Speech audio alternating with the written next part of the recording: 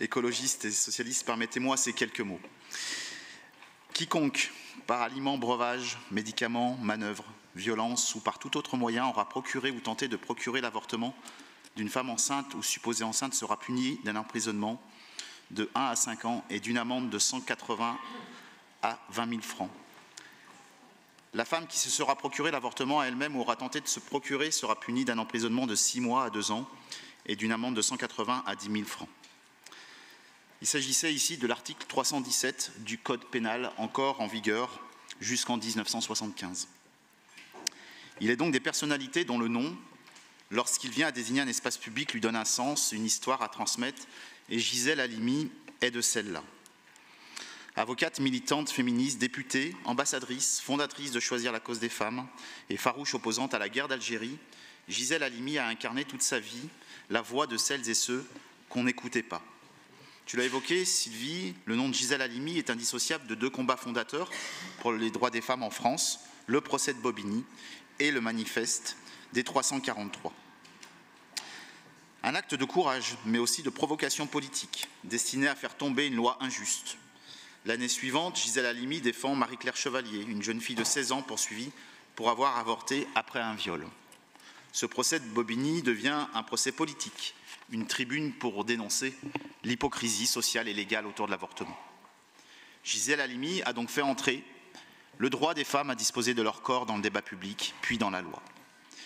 Il y avait donc, dans le fait de donner son nom à cette place, une double portée.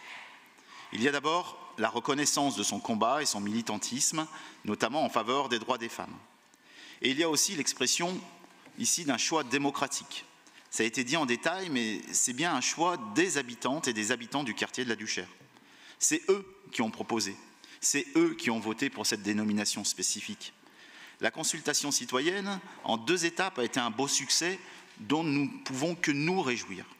Plus de 3000 voix se sont exprimées. Je tenais justement à ce titre à saluer le processus participatif organisé par notre collectivité. Et c'est très certainement aussi pour cela que cette rebaptisation ne suscite pas de controverse. Alors bien sûr, il faut dire un mot du nom actuel de cette place pour encore quelques jours, ou en tout cas pour quelques minutes ici. Les différents rapports qui se sont succédés ont fait état de 33 victimes pour des faits allant du harcèlement sexuel au viol sur mineurs. Le fait de renommer cette place ne vise pas à effacer cette histoire, mais nous ne pouvons admettre aujourd'hui que ce nom s'affiche dans l'espace public comme une distinction. Ce que les habitants et habitants du 9e arrondissement ont voulu distinguer, c'est le combat infatigable de la militante féministe anticolonialiste qu'était Gisèle Halimi. Pour conclure, Gisèle Halimi écrivait « Les mots ne sont pas innocents. Ils traduisent exactement une idéologie, une mentalité, un état d'esprit.